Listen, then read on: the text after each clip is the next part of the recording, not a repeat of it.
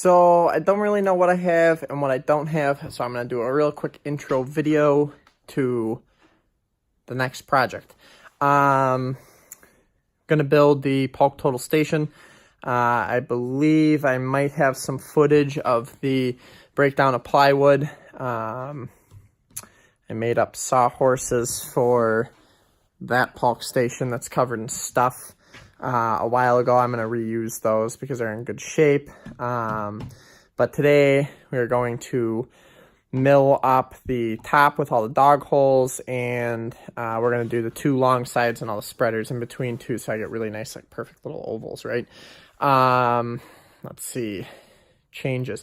The last bench I built at 3/4 for the dog holes. This bench I'm going to take out to 20 millimeters. It's about a 32nd over 3/4. That will allow me to use some of the Festool dog hole accessories and stuff like clamps and whatnot. I may or may not at some point take apart my other bench to put 20 mil holes on that as well. We'll just kind of see how workflow works in the near future. So, but yeah, I'm going to go to the cabinet shop with my cousin today. We're going to mill up whatever those 7 parts. I think that's what it is, 4, 2, yeah, 7. We're going to mill all those up, and when I get back from the shop, I'll show you what we got.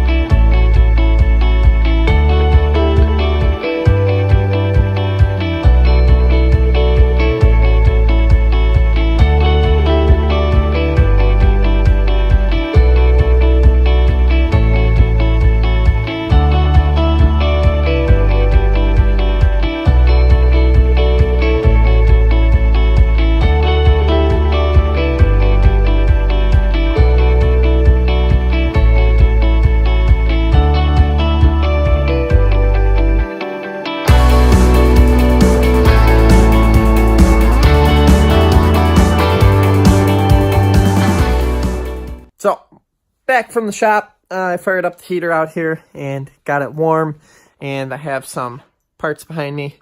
I'll show you kind of how we machined those up. It's a pretty neat little process. And then I got some time-lapse video of everything, so that'll be in here at some point. Don't know where. Maybe I already put it in here. I don't know yet. Haven't edited the video. So, this is what we got. I'm not going to show you all the pieces because that is still a mess. Oh, and by the way, I've been cleaning and getting rid of stuff. But anyway, this is one of the sides and one of the spreaders, and then the top, so I can kind of take you through piece by piece. So this one has the cutout for the miter saw in it. So we're using a 1/2-inch bit for this. It's probably a little under. So I'll have to clean up these corners with a chisel and just square them off. But that's no big deal. Obviously, you can't make a round bit, make a nice square corner.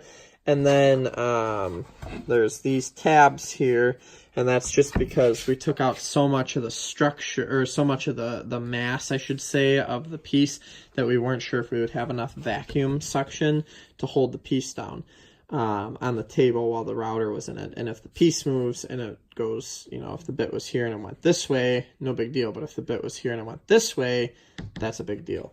So what happens is when it machines it, if you see in the time lapse, it'll go around one time at 3/8 of an inch, and then it'll drop down and it'll go around the last 1/8, and then when it gets over here, it'll jump, come back, jump, come back, and it'll leave these tabs, and these tabs are enough to, you know, have this vacuum surface also be holding this down. So that's that. So a little bit of work on this one.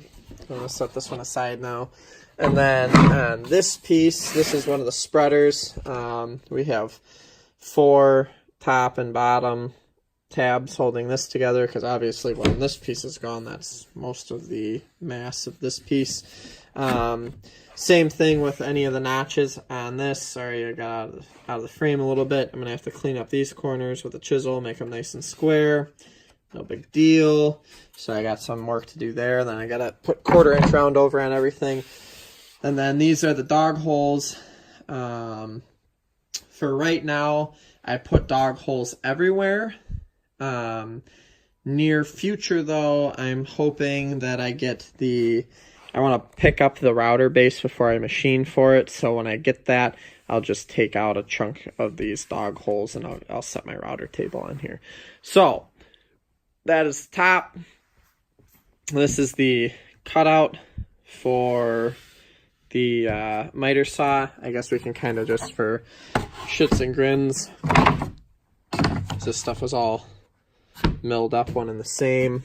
So the best I can do on video here, you can see that's all pretty nice and tight. And over here, it's all really nice and tight. So when this thing goes together, it's going to be solid. So that is the cabinet shop portion of the Paulk Total Station Build. I will catch you guys in the next section. I'll probably time lapse me cutting out all this stuff and putting the roundovers on it, and then I got to get it in stain and poly. So thanks for tuning in. We'll catch you on the next one. Signing off.